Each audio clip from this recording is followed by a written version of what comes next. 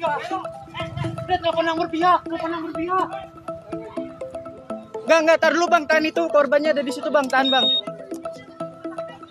Aksi heroik pelajar berseragam pramuka di Jakarta tangkap pelaku jambret hingga tak berkutik.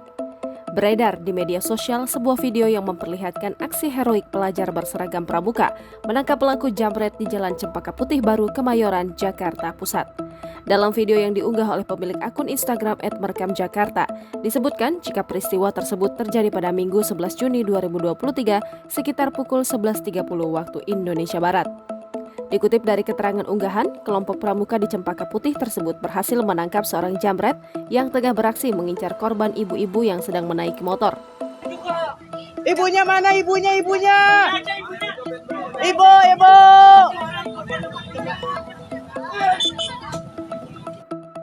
Aksi pelaku yang mencoba menjambret tas milik korban tersebut berhasil digagalkan oleh pelajar berseragam pramuka ini. Pelaku kemudian digiring ke pos keamanan untuk dimintai identitas.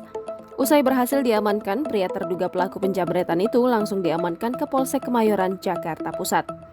Terlihat dalam video tersebut, puluhan pelajar berseragam pramuka itu mencoba mengamankan pelaku jambret.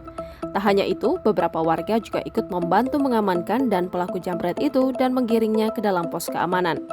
Dikutip dari Kompas TV, usai diamankan, pria terduga pelaku penjambretan langsung diamankan ke Polsek Kemayoran, Jakarta Pusat.